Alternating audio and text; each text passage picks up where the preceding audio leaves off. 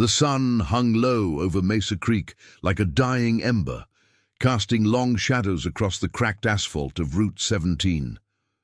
Dust devils swirled lazily in the heat, carrying the faint scent of sagebrush and sun-baked earth. Trevor Rook Maddox gripped the handlebars of his Harley tighter, the engine sputtering like a wounded animal as he coaxed it toward the outskirts of town. At 34, Rook had ridden through worse: desert storms in Iraq, bar fights that left scars deeper than the ones on his knuckles, but this breakdown felt like an omen. The carburetor had given out miles back, and now, with the horizon blurring into twilight, he spotted a faded sign: Ortega's Auto Repair. The place looked like it had been forgotten by time, its tin roof rusted and windows smeared with grime. He killed the engine, the sudden silence amplifying the distant hum of cicadas. Before Rook could swing his leg off the bike, a figure emerged from the shadows of the open garage door. It was a kid, no more than 13, skinny as a fence post, with grease-streaked hands and a mop of dark hair falling over eyes that held too much weight for his age. The boy, Benji Ortega, though Rook didn't know it yet, approached without a word, his sneakers crunching on the gravel. He circled the Harley once, twice, like a mechanic twice his size, then dropped to one knee beside the engine.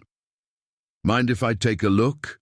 Benji asked, voice steady, almost bored. Rook nodded, leaning against the bike's frame. "Be my guest, kid. She's been coughing like she swallowed sand." He watched as Benji's small fingers deftly unclasped the air filter, probing the innards with a flashlight pulled from his pocket. No hesitation, no questions about payment or permission.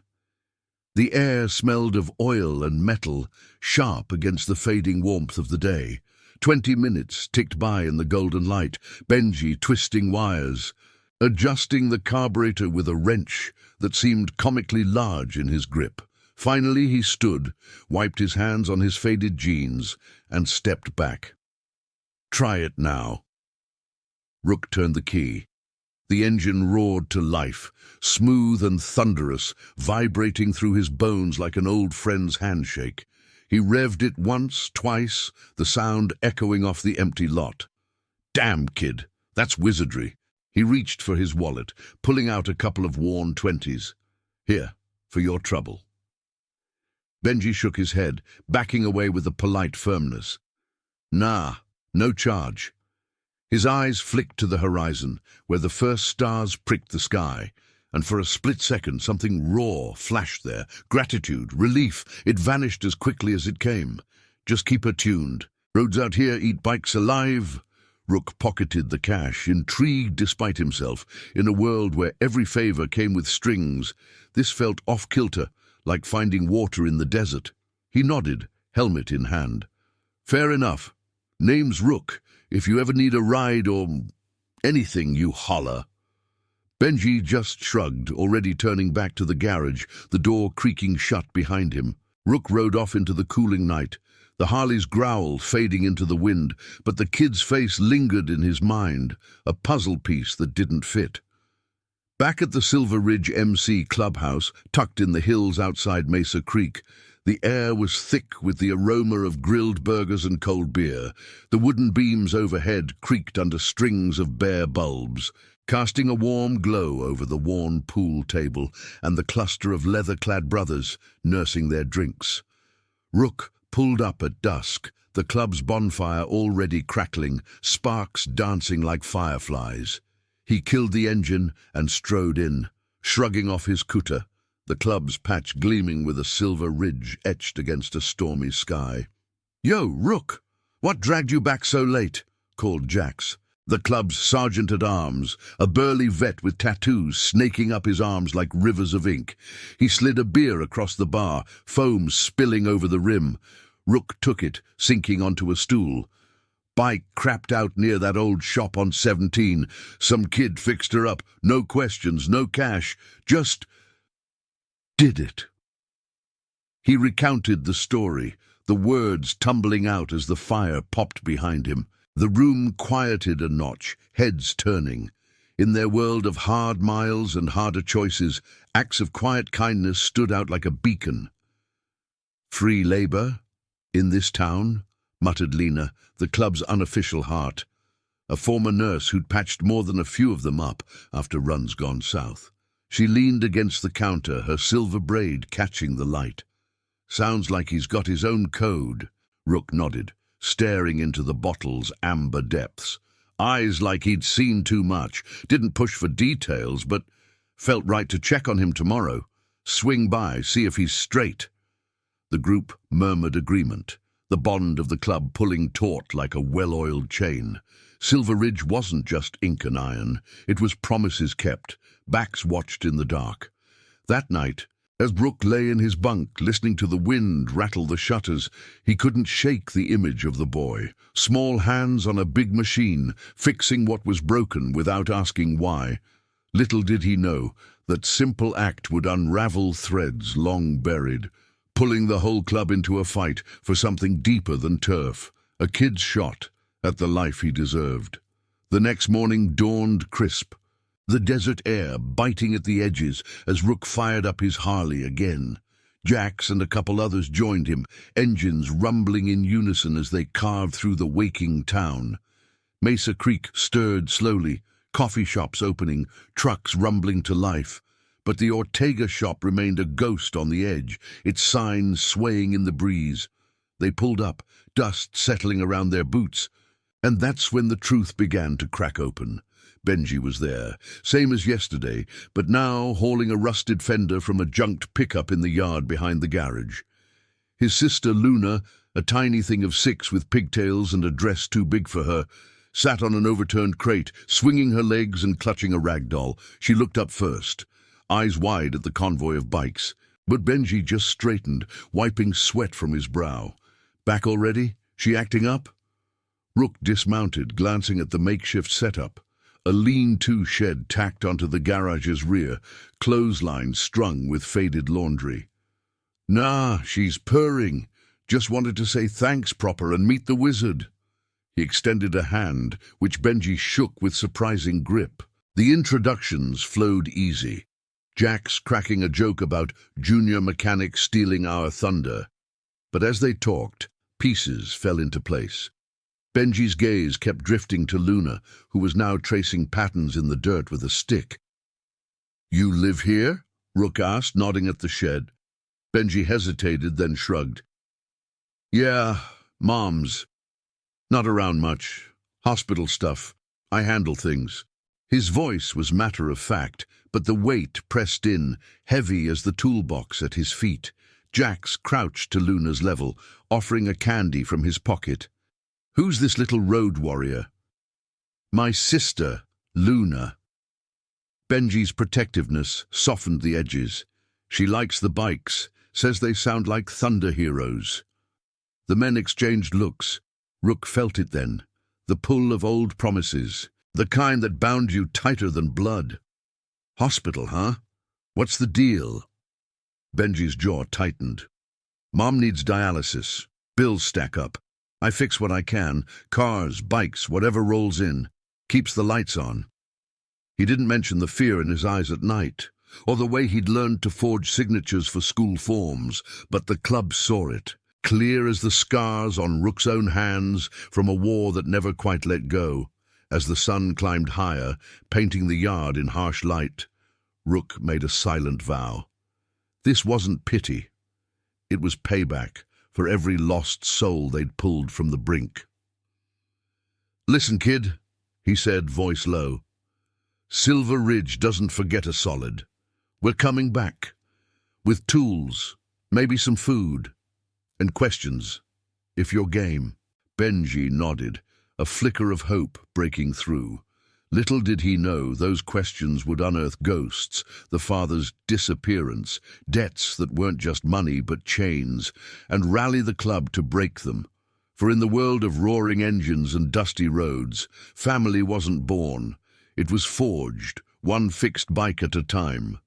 The engines idled low as the bikers lingered in the yard, the air humming with unspoken questions. Rook watched Benji closely, the boy's shoulders squared against the midday glare, like a sapling bent but not broken by the wind. Luna had scampered off to chase a butterfly near the fence, her laughter a fragile melody cutting through the tension. Jax stood, dusting off his knees, his eyes narrowing as he scanned the lean-to shed, makeshift walls patched with corrugated tin, a single bulb dangling from a frayed cord inside. "All right, kid," Jax said, his voice gravelly but kind, like tires on loose gravel. "You say your mum's in the hospital. How long's that been going on?" Benji shifted his weight, kicking at a pebble that skittered across the dirt. The scent of hot metal from the garage mingled with the faint acrid tang of exhaust. "Couple years now. Kidneys gave out after stuff. She's tough, though. Fights every treatment." He didn't elaborate on the stuff. The late nights Camilla worked double shifts at the diner, the stress that carved lines into her face before she even hit 30. But the club could read between the lines. They'd seen it in their own ranks, brothers lost to invisible wars back home. Rook leaned against his bike, the leather of his gloves creaking as he crossed his arms. "And your old man? He around to help with the heavy lifting?" The question hung like smoke. Benji's eyes dropped to the ground, tracing the cracks in the earth. He split, left notes about debts, then nothing. Said he'd send money. But a shrug, too practiced for a boy his age. Inside the shed, through the open door, they glimpsed a small table cluttered with bills, yellowed envelopes stamped with red warnings, and a calendar marked with hospital visits in careful, childish script. Lena, who'd ridden up with them, stepped forward, her boots crunched softly, and she knelt to Benji's level, her nurse's instincts kicking in like muscle memory. "You're doing all this alone? School, fixes, keeping Luna fed?" Her voice was steady, but her gaze sharpened on the shadows under his eyes, the way his jeans hung loose on his frame. Benji met her look, chin lifting. "Gotta. No one's else comin'." There it was, the quiet defiance, born of too many empty promises. He glanced at Luna, now piling dirt into a lopsided castle, and added softer, "She doesn't remember much good about him, just the yelling before he went." The group fell silent, the only sound the distant rumble of a semi on the highway. Rook felt it stir in his chest, that old ache from his own fractured past, a father gone to the bottle after Nam, leaving him to scrape by on base scraps. Silver Ridge had been his anchor then, pulling him from the drift. Now, staring at this kid, piecing together a life from wrenches and willpower, it called to him again. "Listen," Rook said, pushing off the bike. "We're not leaving you hanging like that. Silver Ridge pays its debts. That fix you did? It's more than metal. We'll get your mom some real help. Meals delivered. Maybe talk to the docs about easing those bills." Benji's brow furrowed, suspicion flickering like a faulty spark plug. "We don't take handouts. I fix things fair." Jax chuckled, clapping a hand on the boy's shoulder, gentle, testing the waters. "Ain't charity, Squirt. It's trade. You saved my brother's ride. We got your back. Simple as that." As the sun beat down, turning the yard into a furnace, they rolled up their sleeves. Rook and Jax hauled in tools from their saddlebags, helping Benji weld a loose panel on an old sedan he'd been nursing back to life. Lena sat with Luna, braiding wildflowers into the girl's hair while sharing stories of thunder roads, where bikes chased away storms. The work flowed rhythmic, sweat beading on brows. The clang of metal, a counterpoint to easy banter. For the first time in months, Benji's guarded smile cracked open, revealing the boy beneath the burden. By afternoon, as shadows stretched long across the lot, the club gathered around a cooler of sodas Rook had fetched from town. The fizz hissed open, cutting the dust from their throats. "Tell us more about that debt," Lena prompted gently, her eyes on Benji. "If your dad's gone, who's breathing down your neck?" Benji hesitated, fingers tracing the condensation on his can. The air cooled slightly, carrying the whisper of evening winds through the sage. Guys from the city. Said Dad owed for parts, tires, engines, stuff he never delivered. They come around sometimes, ask if I've seen him. I tell them no, but they look at the shop like it's theirs. Rook's jaw tightened, the pieces slotting into place. Debts like that didn't vanish. They festered, twisting into threats. He'd seen it before. Good men pushed to the edge by shadows in suits, preying on the vulnerable. Names? Places they hang? Clancy's garage over in Dry Wells. Rough crowd. Motorheads with no code. Benji's voice dropped. The weight returning. He didn't say how he'd started taking side jobs there, scavenging parts under the table to keep the lights on, unaware of the web he was tangling in. The club exchanged glances, a silent pact forming in the fading light. Jax nodded to Rook, the sergeant's eyes hard as flint. We'll handle the sniffin', quiet-like. No need for you to worry. As they mounted up, engines coughing to life in a symphony of power, Benji stood with Luna at his side, her small hand in his. The roar built, vibrating the ground, but Rook paused, helmet under his arm. One more thing, kid. Why no charge for bikers? Ever tell that story? Benji's face softened, memory pulling him back. The sun dipped lower, gilding the horizon in fire.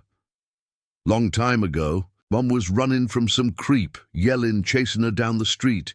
These riders showed up, big group, leather like yours. They blocked him, talked him down without a fist thrown, made him slink away. Mum said they were guardians, like angels on chrome. Never knew the name, but when I saw your patches, felt right. Paying it forward. Rook's throat tightened, the echo of old oaths ringing true. Silver Ridge had been that shield more times than he could count, stopping a road rage spiral years back, pulling a family from a wreck under a blood moon. This, it closed a circle. You did good, Benji. We'll make sure it sticks.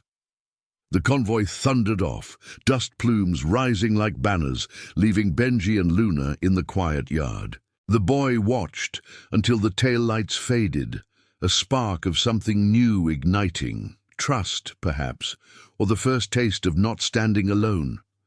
But as night cloaked the desert, deeper shadows stirred.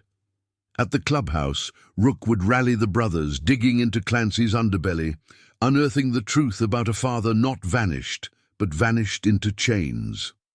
The ride had just begun, forging bonds that no debt could break. And now I invite you to leave in the comments where you're watching from and the exact hour you heard this story. We wish to know how far these northern confessions travel and at what moments they reach you. The clubhouse lights burned late into the night, casting flickering shadows across the scarred oak tables where maps and empty bottles cluttered the surface. Rook paced the worn floorboards, the creak of his boots sinking with the low murmur of voices. The bonfire outside had died to embers, but the heat inside the room came from something fiercer, determination etched into the faces of the Silver Ridge brothers. Jax leaned over a laptop borrowed from Lena, his thick fingers tapping keys, pulling up grainy online forums and local whispers about Dry Wells. The air hung heavy with the scent of stale coffee and leather polish, undercut by the faint ozone tang of tension. Clancy's ain't just a chop shop, Jax grunted, squinting at the screen. Word is, they fence parts from wrecks, hot ones. Your boy's dad probably got tangled supplying 'em legit at first, then deeper. He scrolled through a thread of anonymous posts, tales of threats and midnight visits that echoed too close to Benji's guarded words. Rook stopped pacing, gripping the back of a chair until his knuckles whitened. Memories clawed at him, his own enlistment at 18, chasing escape from a home fractured by absence, only to return to a world that chewed up the vulnerable. Silver Ridge had been his redemption, a patchwork family stitched from shared scars. Now, this kid's story pulled at those threads, unraveling into something bigger. We ride at first light, scout it quiet, no badges, no noise, just eyes and ears. The group nodded, a ripple of agreement passing like a silent oath. Lena, ever the steady hand, jotted notes on a napkin, contacts at the hospital for Camilla's care, a list of pro bono lawyers who owed the club favors. Paige Linton, their sharp-edged advocate with a law degree and a tattoo hidden under her blazer, had already texted she'd dig into public records by dawn. No one spoke of pity. This was justice, the kind that honored quiet acts like Benji's free fix. As the meeting broke, Rook stepped out into the chill, stars wheeling overhead like distant witnesses. He lit a cigarette, the flame briefly illuminating the ridge patch on his sleeve, and exhaled smoke that curled toward the void. Promises like these didn't fade. They roared back, demanding to be kept. Dawn broke over Dry Wells with a hazy reluctance, the sun filtering through dust-choked air as the convoy of 5 Harleys ghosted into town. Rook led, throttle low to muffle the growl, Jax flanking him with 2 prospects trailing. The streets were narrow veins of cracked pavement, lined with sagging motels and diners where truckers nursed hangovers over greasy plates. Clancy's garage squatted at the edge, a hulking beast of cinder block and chain link, its bays open to reveal half-stripped vehicles under harsh fluorescence. The clang of tools and hiss of welders carried on the breeze, mixed with the sharp bite of cutting torches. They parked a block away, helmets tucked under arms, blending into the morning shuffle like shadows. Rook's eyes scanned the lot. Rusted hulks of sedans, a pickup with mismatched doors that screamed salvage. 2 men in oil-stained coveralls emerged from the office, laughing coarsely as they lit smokes. One bore a faded tattoo snaking up his neck, the other a paunch that strained his belt. "That's our inn," Jax muttered, nodding toward a third figure lingering by a stack of tires, wiry, mid-40s with a face like weathered leather. They approached casual, Rook striking up talk about a blown gasket on the 101.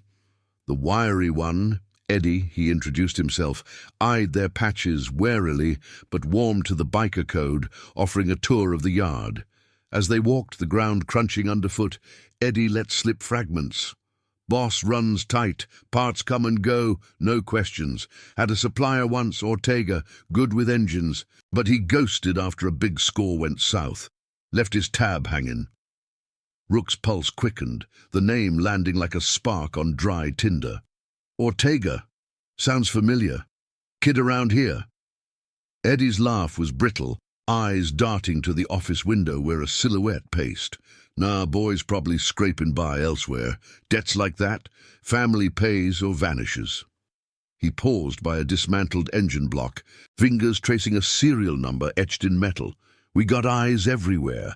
Kid shows, fixin' under the table, might square things." The implication hung. Poisonous. Jax's jaw clenched, but Rook kept his voice even, probing deeper with feigned interest in a bulk deal. Eddie spilled more, hints of coercion, a disappearance that smelled of intimidation rather than flight. No body, no cops, just whispers of a deal gone bad with suppliers from the border. As they wrapped up, trading numbers Rook had no intention of using, the wiry man's gaze lingered too long on their bikes. "Watch your backs. Roads round here got teeth." Back on the Harleys, engines purring low as they slipped away, the desert opened up like a canvas of endless ochre. Rook's mind raced, piecing the puzzle. Benji's side gigs at Clancy's, unwittingly feeding the beast that had swallowed his father, not gone, coerced, silenced. The wind whipped at his face, carrying the faint howl of sage across the flats, but it did little to cool the fire building in his gut. At the next pull-off, a weathered picnic table under a lone juniper, they debriefed. Jack sketched a rough map in the dirt with a stick, marking escape routes and weak points in Clancy's fence. "This ain't just debt," Rook said, voice low against the vast quiet. "It's a cage. Ortega's alive, bet on it. Hold up or worse. We pull him out. Club's word to the kid holds." The prospects nodded, young faces hardening with the weight of initiation. One, a lanky kid named Milo, fresh from the service, added, "I got a buddy runs security cams in Dry Wells. Can loop footage, see if Ortega's shadow crossed paths." Lena's truck rumbled up then, kicking dust as she pulled alongside. She'd spent the morning at the hospital, charming her way into Camilla's chart under the guise of a community aid check. "She's stable, but the bills are a mountain," Lena reported, sliding out with a thermos of coffee. Worse, social services flagged the kids, unaccompanied minor stuff. Benji's one bad day from losing Luna to foster. The news landed like a gut punch. Rook stared out at the horizon, where heat mirages danced like ghosts. Redemption wasn't a solo ride. It demanded the pack. Paige is on it, filing for guardianship temp, tying it to the club's support. But first, we confirm the father's trail. No loose ends. As the sun climbed, baking the earth into a shimmering haze, they split tasks. Jax and Milo on surveillance, Rook heading back to Benji with a cover, tools and a job offer to keep the boy close. The road blurred beneath his tires, the Harley's vibration a steady pulse syncing with his resolve. In the rear view, Drywell shrank to a blemish, but the shadows it cast stretched long, toward the Ortega shed, where a boy waited, unaware of the storm gathering to free him. By midday, Rook rolled up to the garage alone, the engine's rumble announcing him like thunder on the plain. Benji emerged from the bay, wrench in hand, Luna peeking from behind a stack of tires with wide-eyed curiosity. The air shimmered with heat, the scent of warm rubber clinging to everything. "Brought reinforcements," Rook said, unloading a crate of parts from his saddlebag. "Clean, legit ones, no strings. And a proposition. Club needs a sharp eye like yours. Official apprentice gig. Pays, teaches, keeps the wolves off your door." Benji's eyes narrowed, but the flicker of possibility betrayed him. Luna tugged his sleeve, whispering about bike friends, and for a moment, the weight on his shoulders eased. As they worked side by side, Rook wove in questions gentle as oil changes, about the old man, the jobs at Clancy's, drawing out confessions without pressure. Benji admitted the scraps he'd taken, the fear of those visits, the hope his dad was out there fighting back. The afternoon waned, shadows pooling in the yard like ink. Rook's phone buzzed. Jax's text. New footage grainy, but a figure matching Ortega's description spotted near the garage weeks back, slipping away under cover of night. Not vanished, hidden. The circle tightened, loyalty forging a path through the deceit. Silver Ridge would ride for him, honoring the promise in a boy's unasked kindness, turning debts into deliverance. The desert wind picked up as evening settled over Mesa Creek, carrying the faint chill of encroaching night across the Ortega yard. Rook wiped grease from his hands on a rag, the fabric already stiff with the day's labor, while Benji secured the last bolt on the sedan's undercarriage. Luna had dozed off inside the shed, her small form curled on a threadbare blanket, the rag doll clutched like a talisman. The air hummed with the day's residue, oil, sweat, and the earthy promise of rain that never quite came. Rook's phone lay silent now, Jax's text burning in his mind. A blurry frame from a security feed, time-stamped weeks ago, showing a man with Ortega's build slipping through Clancy's back gate, hooded and hurried like a shadow fleeing light. "You ever see him after that last note?" Rook asked, keeping his tone casual as he handed Benji a socket wrench. The boy's focus sharpened, eyes reflecting the dying sun's glow off the garage's tin walls. Benji paused, the tool hovering mid-air. Dust motes danced in the slanting light, and for a moment the world narrowed to the space between them. Once, maybe, a truck idled out front at night, engine off. Thought I heard his voice. Low, arguing with someone on the phone, but by morning, gone again. Mom says not to chase ghosts. His voice cracked, just a fraction, the weight of unspoken hopes pressing down like the summer heat. Rook nodded, pocketing the rag. He saw the echo of his own youth in the boy, the endless scanning of horizons for a father who became a myth. "Ghosts leave tracks, kid. Sometimes you just gotta follow 'em." He didn't push further, Trust was a slow build, like tuning an engine blind. Instead, he clapped Benji's shoulder, the gesture firm but fleeting. "Get some rest. We'll circle back tomorrow with more than tools." As Rook fired up his Harley, the engine's throaty rumble shattered the quiet, headlight cutting a path through the gathering dusk. Benji watched from the doorway, Luna stirring awake to wave sleepily. The road unspooled before Rook like a vein of blacktop, leading back to the clubhouse where the real work waited. Stars pricked the sky overhead, indifferent witnesses to the unfolding knot of loyalty and loss. The Silver Ridge compound thrummed with purpose when Rook arrived, floodlights bathing the gravel lot in stark white, bikes lined up like sentinels, and inside, the main hall buzzed. Jax poring over printouts at the bar, Lena on the phone with hospital admins, her voice a steady anchor amid the chaos. Paige Linton had rolled in from her office in town, blazer slung over a chair, sleeves rolled up as she sifted through digital files on her tablet. The air carried the rich scent of simmering chili from the kitchen, a communal pot stirred by one of the old-timers, grounding the tension in something tangible. "Got a lead," Jax announced, as Rook shrugged off his cooter, the leather whispering against the wooden peg. He spread the photos across the table, grainy stills from Milo's contact, timestamps marking late-night movements at Clancy's. The wiry man from earlier, Eddie, loomed in one frame, gesturing sharply to a hooded figure near a loading dock. "That's Ortega, no doubt. Looks like he's running errands for him, not running from." Paige looked up, her sharp green eyes narrowing behind wire-rimmed glasses. "Public records show he filed a missing persons on himself. Ironic twist.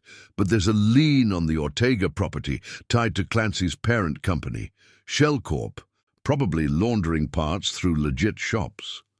She tapped the screen, pulling up a flowchart of connections, red lines, spiderwebbing from dry wells to border towns. If Benji's been feeding them scraps, he's in the crosshairs without knowing. Rook sank into a chair, the wood groaning under him. The fire in the hearth crackled, casting flickering shadows that danced like unresolved questions. "Kids know porn. He's surviving. We pull Ortega out, clear the debt, and shut that door." His mind flashed to Benji's hands, small but sure, coaxing life from dead metal. Silver Ridge had pulled brothers from worse. War zones, addictions, the void of isolation. This was no different. It was the code, etched deeper than ink. Lena hung up, rubbing her temple. "Camilla's responding to treatment, but the stress, it's compounding. Social workers visiting tomorrow. If they sense instability, Luna could be placed." Her words landed heavy, stirring murmurs around the table. The club wasn't blood, but it bound tighter. Veterans like Jax, who'd lost a leg in the sandbox. Prospects like Milo, fresh from deployments that left invisible wounds.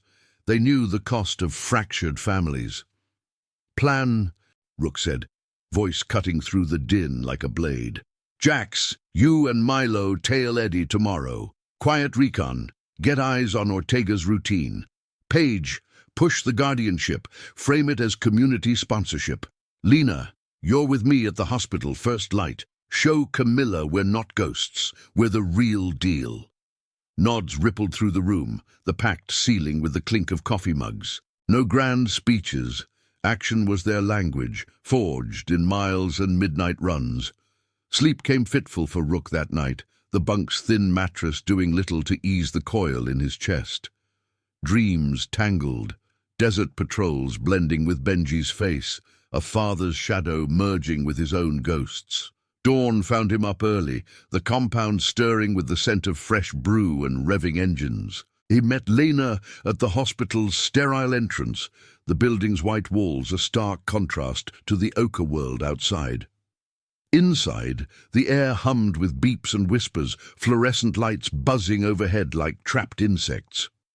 Camilla Ortega lay in her bed, pale but resolute, IV lines tracing paths across her arm like roads on a map. Her eyes, dark and weary, lit with surprise as they entered, Rook's bulk filling the doorway, Lena's calm presence softening the edges. "Benji sent you?" she asked, voice raspy from disuse, propping herself up with effort. "Something like that," Lena replied, pulling up a chair. She explained gently, the fixed bike, the club's offer, not as aid but alliance. Camilla listened, tears welling as the story unfolded, her hands twisting the bedsheet. He never said. That boy carrying it all. She spoke of the debts then, haltingly, her husband's desperation after a bad deal, the threats that drove him underground, protecting them by vanishing. He thought it was temporary for us. Rook stood by the window, gaze fixed on the parking lot where his Harley waited. "It's not ending that way. We're bringing him home. Clean." The words carried the weight of old vows, his own promise to a squad brother, lost in the sands, to live honorably for the fallen. Camilla's nod was small, but it cracked the dam. Gratitude flowed, raw and real. Outside, as they emerged into the strengthening sun, Rook's phone vibrated. Jack's. Ortega sighted. Warehouse edge of dry wells. Moving now. The engine roared to life beneath him, Lena's truck trailing as they hit the road. The desert blurred past, sagebrush whipping by in a green haze, the horizon calling like an unanswered debt. Tension built with each mile, the club's web tightening around the truth. Benji's uncharged kindness had ignited this. Now, loyalty would fan it into justice, redeeming a family, one shadowed corner at a time. If this chapter moved you, please hit that like button. It helps spread these stories of quiet courage far and wide. The road to dry wells uncoiled like a serpent under the midday sun, heat waves rising from the asphalt in shimmering curtains that distorted the horizon. Rook throttled the Harley harder, the engine's growl a counterpoint to the urgency thrumming in his veins, while Lena's truck followed in a steady plume of dust. The desert landscape blurred, jagged rocks giving way to sparse scrub, the air rushing past thick with the dry scent of creosote and sun-scorched earth. Jax's text looped in Rook's mind. Ortega sighted at the warehouse, a squat industrial relic on the town's frayed edge. Not a ghost, but a man caught in the gears, his absence a shield for the family he'd left behind. They linked up at a deserted rest stop just outside Dry Wells, engines cutting to silence as Jax and Milo pulled in from the opposite direction. The four of them huddled under the sagging awning of a vending machine, long out of order, maps sketched hastily on a napkin fluttering in the faint breeze. Jax's face was etched with focus, his tattooed arms crossed like barriers. He's inside, loading crates with a couple of goons. Looks voluntary but jumpy. Keeps glancing over his shoulder like he's waiting for the hammer.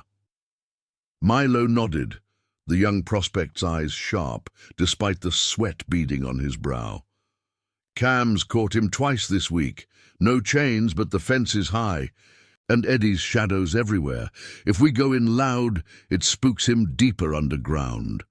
Rook scanned the horizon, where the warehouse hulked against the sky like a forgotten fortress, its corrugated sides glinting dully. The weight of Benji's story pressed on him, the boy's small hands fixing engines to stave off the dark, Luna's innocent trust in thunder heroes. This wasn't a raid for glory. It was pulling a thread to unravel the noose around a family's neck. Quiet approach. Lena, you hang back. Call Paige if it goes south. We talk him out, not drag him. Man's protecting his own, even if it's twisted.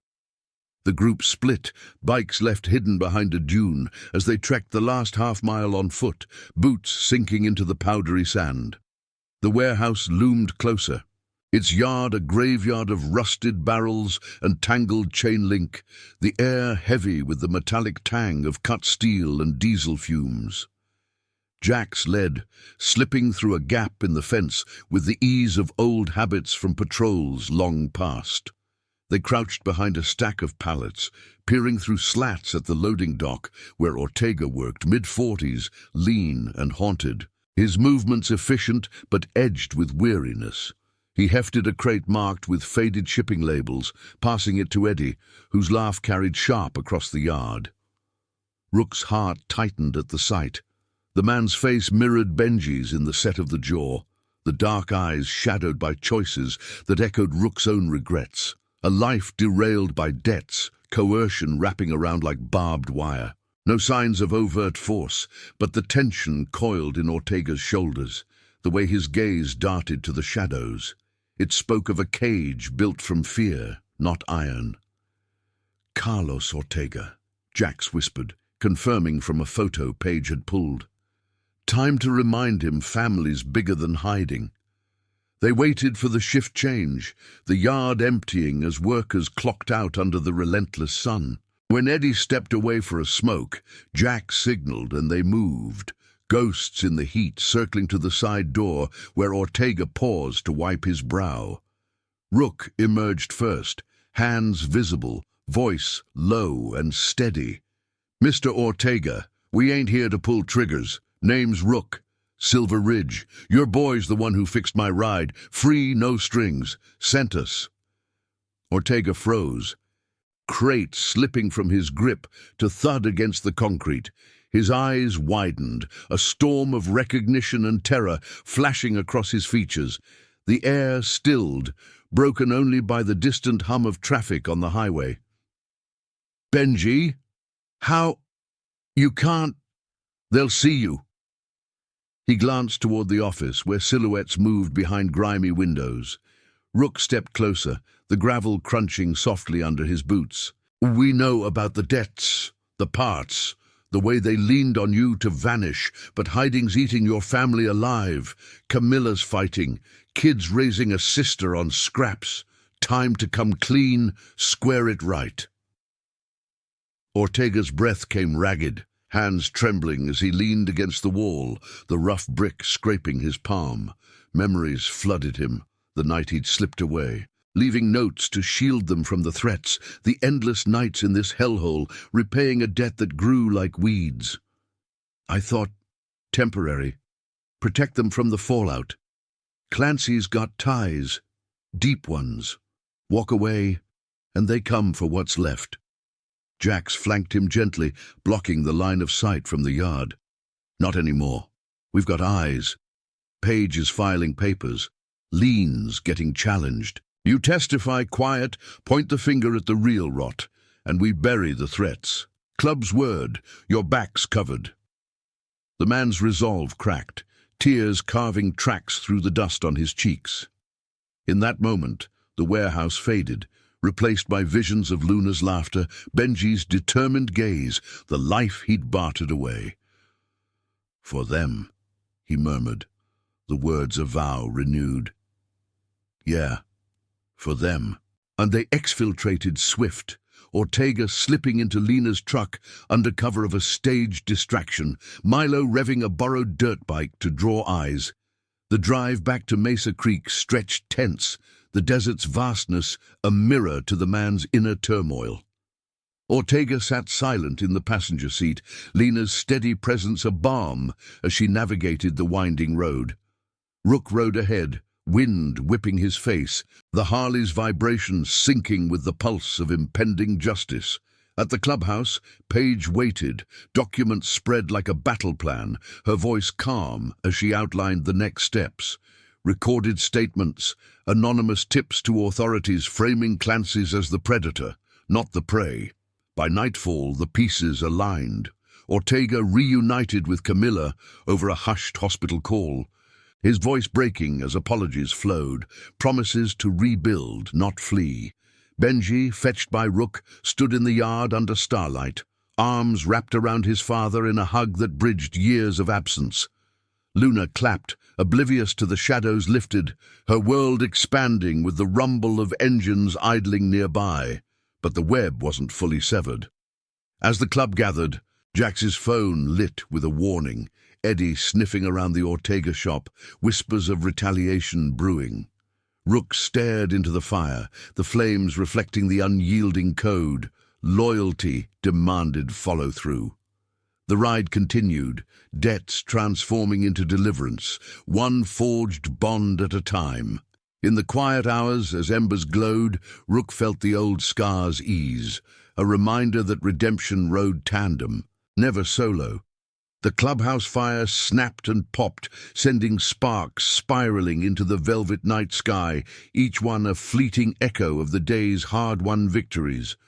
Rook sat on the edge of a weathered bench, the rough-hewn wood digging into his palms, while the scent of charred pine mingled with the faint, lingering trace of hospital antiseptic that clung to his jacket from the reunion. Ortega, Carlos now, to the faces around him, huddled nearby, a blanket draped over his shoulders, his frame still taut with the residue of years in hiding.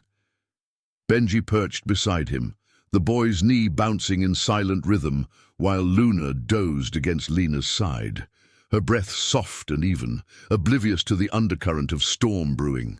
Jax pocketed his phone. The screen's glow fading like a dying ember, and strode over, his boots thudding against the packed earth. "Eddie's moving. Word from Milo's contact. He's got 2 heavies circling the Ortega place, sniffing for loose ends. Thinks the old man's ghosted for good, but if he connects the dots to Benji..."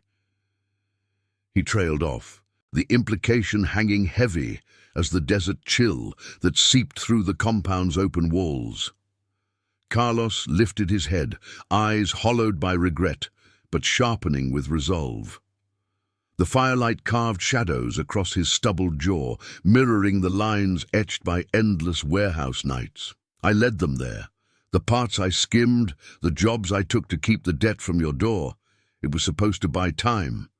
His voice rasped, low and threaded with shame, the words tumbling out like gravel under tires. He glanced at Benji, the boy's profile a younger version of his own, and swallowed hard. "Never meant for you to pick up the pieces, son. Thought vanishing would shield you." Benji met his father's gaze, the flicker of old hurt warring with something softer, forgiveness, tentative as a first spark. "You left notes, said you'd fix it, but fixing ain't just engines, Dad. It's showing up." The simplicity cut deep, the air between them thickening with unspoken years. Rook watched, the scene pulling at his chest like an old wound reopening. He'd stood in similar silences after his own father's fade out, piecing together manhood from fragments. Paige emerged from the hall, tablet in hand. Her steps measured against the night's quiet hum.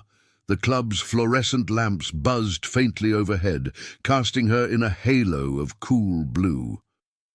"Papers are filed. Guardianship's temporary but solid. Ties you to the club's sponsorship, Carlos. No foster threats for Luna, but Clancy's lean. It's a hydra. Eddie's the head. Cut it, and the rest might scatter." She spread a printout on the bench. Lines of legalese snaking across the page like desert trails. Anonymous tip to the state inspectors. Fencing ops, coerced labor. If we nail evidence tonight, it crumbles. Rook stood, the bench creaking in protest, and nodded to Jax. "We ride light. Me, you, Milo. Scout the shop, draw 'em out. No brawls, just proof." The plan coalesced in murmurs, the Brotherhood's rhythm sinking like pistons, firing true. Lena gathered Luna closer, her hand stroking the girl's hair in soothing arcs, while Paige coordinated with her network, quiet calls to sympathetic badges who'd turned blind eyes to club runs in the past. This was their justice, not fists, but facts, honoring the moral code that bound them tighter than chains. The convoy slipped out under a moonless sky, Harleys purring low to avoid echoing through the sleeping town. The road to the Ortega garage wound dark and serpentine, sagebrush whispering against the bike's flanks, the air crisp with the promise of frost. Rook led, wind slicing through his open vest, carrying the faint metallic tang of distant rain. At the pull-off a quarter-mile out, they killed engines, the sudden silence amplifying the night's subtle chorus. Crickets pulsing, a coyote's distant yip. Milo, ever the scout, melted into the shadows first, his slim build vanishing toward the fence line. From their vantage behind a cluster of boulders, They watched the garage yard unfold like a stage lit by a single security light. Two shadows prowled the perimeter, Eddie's bulk unmistakable, flanked by a lanky enforcer with a flashlight beam cutting erratic paths. The beam swept over the shed, lingering on the door where faint light seeped through cracks. Benji and Carlos, no doubt inside, with Lena's watch. Eddie's voice carried on the breeze, muffled but edged. "Kid's been too quiet. If the old fool's back, we collect double. Boss don't like surprises."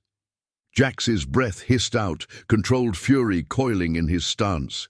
Rook signaled restraint, pulling a small recorder from his pocket, the kind Page swore by for clean evidence. They crept closer, boots silent on the cooling sand, hearts pounding a steady drum.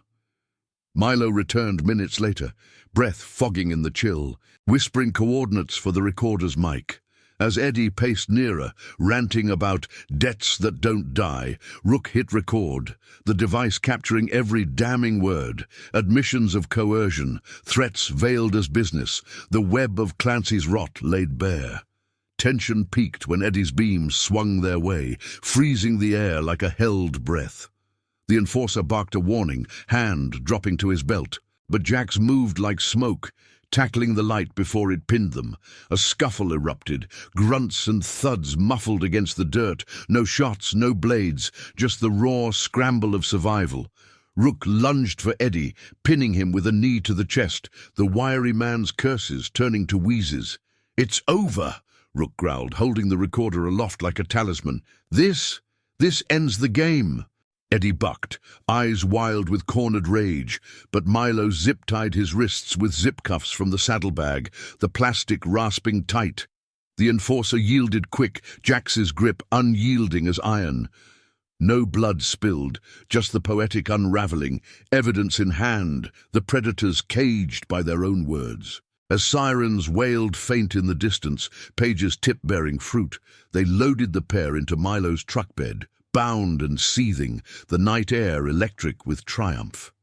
Back at the compound, dawn's first blush painted the ridge in soft pinks, the group reconvening around the fire's rekindled glow. Carlos stood taller now, shoulder to shoulder with Benji, recounting the night's blur to a wide-eyed Luna who clapped at the Thunder Hero's tale. Paige reviewed the recording, her nod sealing it. Enough for raids on Clancy's, debts nullified, the family's lien dissolved. Camilla's hospital room awaited a full reunion, her recovery bolstered by cleared skies. Rook leaned against his bike, the metal still warm from the ride, watching the Ortegas knit whole. The desert stretched vast beyond, a canvas of second chances. Promises fulfilled didn't roar. They settled, deep as roots in arid soil, binding the chosen family in quiet, enduring strength. But as the sun crested, a final shadow lingered, Clancy's boss untouched, plotting from afar. The road to full redemption twisted on, demanding one last stand. The sun crested the ridge like a slow-burning fuse, bathing the Silver Ridge compound in a warm, forgiving light that chased away the night's lingering chill. Rook inhaled deeply, the crisp scent of dew-kissed sage mingling with the faint smoke from the dying fire, as the Ortegas stood together for the first time in years, a fragile tableau of mended edges. Carlos's hand rested on Benji's shoulder, the boy's initial stiffness giving way to a tentative lean, while Luna twirled in the grass, her laughter a bright counterpoint to the weight they'd all carried. The clubhouse stirred around them, brothers emerging from bunks with coffee mugs steaming, the low rumble of generators underscoring the dawn's quiet promise. But Rook's gaze drifted to the horizon, where dry wells lay like a festering scar, its boss still coiled in the shadows, untouched by the night's snare. Paige's voice cut through the morning hush, her tablet balanced on one knee as she scrolled final reports. Eddie's spilling. Names, routes, the whole rotten underbelly. State troopers hit Clancy's at first light. Warehouse is crawling with badges now, but the top dog, Harlan Voss, he's slippery, holed up in a safe house off the grid, thinks he can cut losses and vanish. She met Rook's eyes, her expression a mix of steel and caution, the faint lines of exhaustion etching her face from the all-nighter. The air hummed with the club's unspoken rhythm, engines idling in the distance, the clink of tools as prospects prepped bikes for whatever came next. Carlos shifted, his blanket slipping to reveal the faded tattoo on his forearm, a relic from younger days, chasing dreams on four wheels. Voss is the one who twisted the knife, promised protection for parts, then buried me in interest when I couldn't deliver fast enough. If he comes sniffing... His voice trailed, eyes flicking to Benji, who clutched Luna's hand tighter. The boy had heard it all. The recordings played back in hushed tones, Eddie's curses damning his own operation. No graphic tales of harm, just the cold machinery of coercion that had stolen a father's presence, leaving a child to forge survival from scraps. Rook pushed off his bike, the leather of his gloves creaking as he flexed his fists. The desert wind stirred, carrying the distant whine of sirens fading from dry wells, a symphony of unraveling. He won't get the chance. We end it clean. Page's evidence ties him direct. No chase, no blood, just the truth closing the trap. The words carried the echo of old oaths, the kind whispered in foxholes or around clubhouse fires, where loyalty wasn't shouted but lived mile by mile. Jax clapped his shoulder. The sergeant's nod a seal on the pact, while Lena gathered the Ortegas inside for breakfast, her steady presence weaving normalcy into the chaos. By mid-morning, the convoy assembled. 7 riders strong, Harleys lined like arrows, nocked and ready. The engines coughed to life in unison, a thunderous chorus that vibrated through the earth, dust swirling in golden eddies as they carved toward Voss's bolt hole, a nondescript ranch house tucked in a dry wash 10 miles out. The road twisted through canyons of red rock, shadows playing across the flanks of the bikes, the air thick with the mineral bite of sun-heated stone. Rook led, wind tearing at his open collar, Benji's face flashing in his mind, the kid's quiet code mirroring the club's own, a free fix sparking this cascade of redemption. They arrived under a sky building to clouds, the ranch's chain-link gate ajar like an invitation to folly. Voss's truck sat rusted in the drive, no guards in sight, just the hollow quiet of a man cornered by his empire's collapse. Milo dismounted first, slipping to the side window with a slim camera, capturing the figure pacing inside. Voss, late 50s, paunchy and frantic, phone pressed to his ear as he barked orders to ghosts. The scent of stale cigar smoke wafted from the cracked door, mingling with the dry rustle of mesquite bushes. Rook approached bold but measured, boots crunching gravel that announced them like a warning shot. Harlan Voss, game's up. Your boy's in custody, warehouse raided. Debts like yours don't vanish, they get exposed. The door swung open, Voss's face paling under the brim of a sweat-stained hat, eyes darting like a trapped coyote's. No weapon drawn. The man's bluster cracked at the sight of the riders fanned out, cooters gleaming in the light, Page's drone overhead feeding live to authorities. "You got nothing," Voss snarled, but his voice wavered, the bluff thin as desert air. Rook held up the recorder, Eddie's voice spilling out, admissions of pressure on suppliers, threats to families, the lien on the Ortegas a linchpin in the fraud. Voss sagged against the frame, the fight leaching from him like oil from a cracked pan. Was business. Survival in this dust bowl. Survival don't mean chains, Rook replied, voice steady as the ridge itself. Ortegas walk free. Shop's theirs. Clean title, no shadows. You face what you built. Sirens swelled in the distance, badges closing in on Page's cue. Voss offered no resistance, hands raised in surrender, the poetic justice settling like rain on parched ground. No vengeance, just accountability, the moral weight of broken promises tipping the scales. Back in Mesa Creek by afternoon, the club transformed the Ortega garage under a sky heavy with gathering clouds. Hammers rang against fresh lumber, prospects hauling in new signage. Ortega and Sons Auto. while Lena organized supplies for Camilla's discharge. The air buzzed with purpose, the scent of sawdust and fresh paint overlaying the familiar tang of oil. Benji directing with a wrench in hand, his laughter mingling with Luna's as she helped by handing tools. Carlos worked beside his son, rebuilding more than walls. Their bond forged anew in shared labor, debts nullified by evidence that painted Voss's operation as the predator. Rook watched from the yard's edge, the sun dipping low to gild the scene in amber. Camilla arrived in a club van, frail but smiling, her embrace pulling the family close under the new awning. Silver Ridge had woven them in, not as charity but chosen kin, the workshop now a legit hub with Paige's legal shield. Benji's apprenticeship official, channeling his gift into a future unburdened. The first raindrops fell, pattering soft on the tin roof, washing away the dust of old scars. As evening deepened, the compound fire roared once more, stories exchanged under stars peeking through breaks in the clouds. Rook raised a mug to the Ortegas, the circle complete. Promises kept, loyalty's quiet roar echoing louder than any engine. Redemption wasn't a destination. It was this, the enduring ride of family chosen, honoring the boy who'd fixed more than a bike that day. Thank you for riding with us through this tale of unbreakable bonds and quiet heroism. If it stirred your soul, please subscribe. We'll keep sharing stories that remind us what true strength looks like.